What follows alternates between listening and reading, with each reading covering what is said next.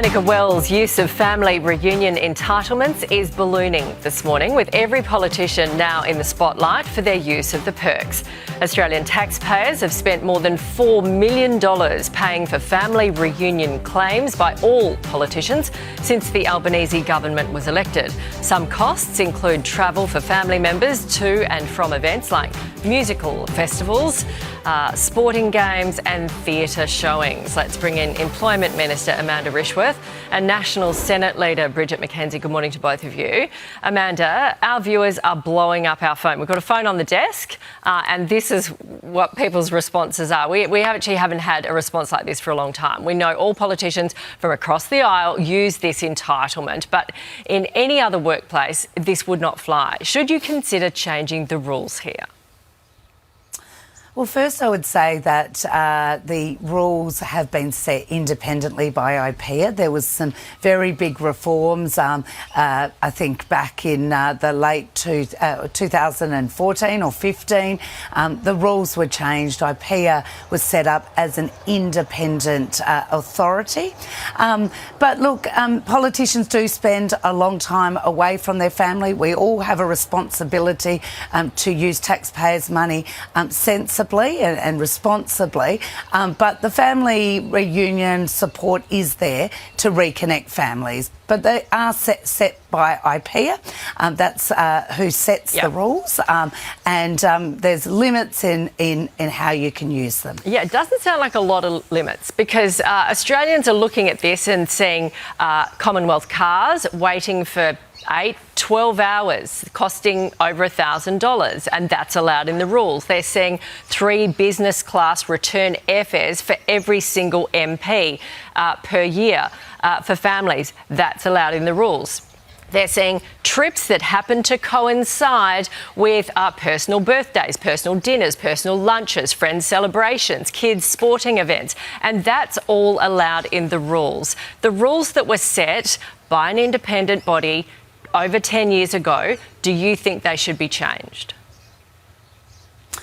Well, look, they are set independently. I think it's better that they are set independently, that MPs aren't actually getting involved in all the minutiae discussion of this. It's important everyone abides by the rules, but it's also important we all are very conscious that the funding that we use is taxpayers' funding.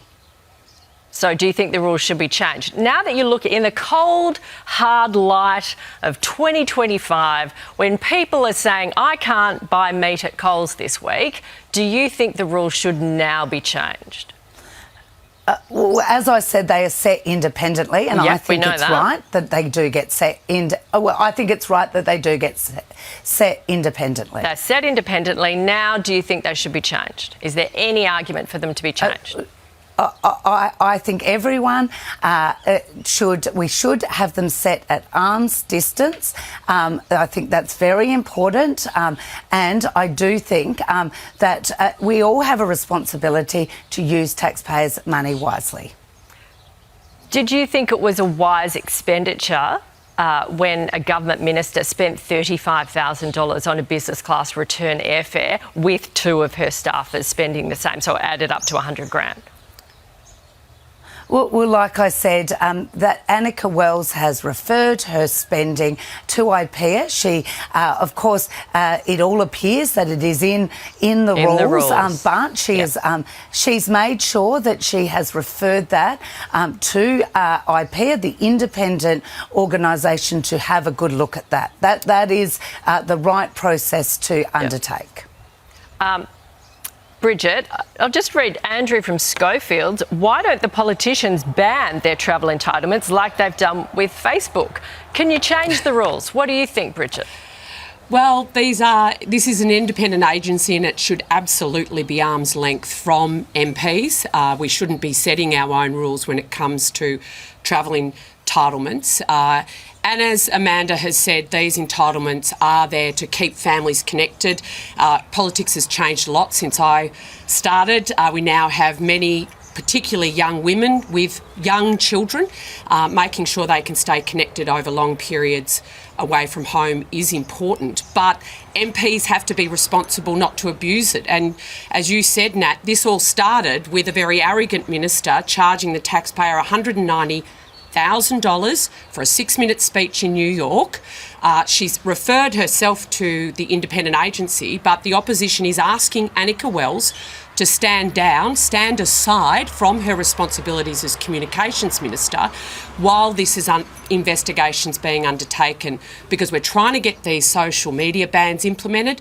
We need a minister that's focused on getting that right, not on going through her travel records. Bridget, a lot of people work away from home and they'll be watching this morning and saying, I have to fly here and there all week and I only get to go home on the weekends, or I have to fly away on the weekends. I don't get to fly my family business class to catch up with them and go to the ski fields on the weekend.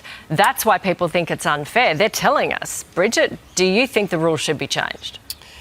Well, Nat, I think when you quote the stories around the ski fields, that is, I would suggest, how the travel entitlement shouldn't be used. Most MPs, the vast majority of MPs who use this entitlement, use it to connect with their family here in Canberra whilst during sitting weeks and the like. And, you'll have some MPs that don't use it at all because they live in Canberra. Do we need to drop it from business to economy at least? Well, these are all questions that, the independent agency has the absolute authority to consider. So there's nothing stopping IPEA as an independent agency from considering changes, and it is right and proper that we are at arm's length of that process. That wasn't the case in the past.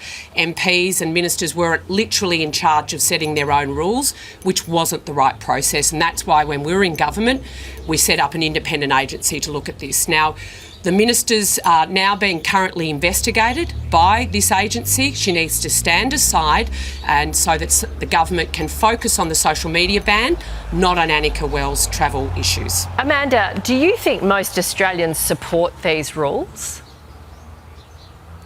Oh, look, I'm not sure that, Australians always want politicians to use money wisely. I think some of the complexities of being an MP are not always widely known by the wider Australian public. I have a lot of people that come to me and don't quite, they do say to me, when do you see your family? I'm, whether it's interstate or whether it's the local Christmas carols. I have a lot of people ask me, how do you do it? And of course, I've got a very supportive husband. I've got 2 young children.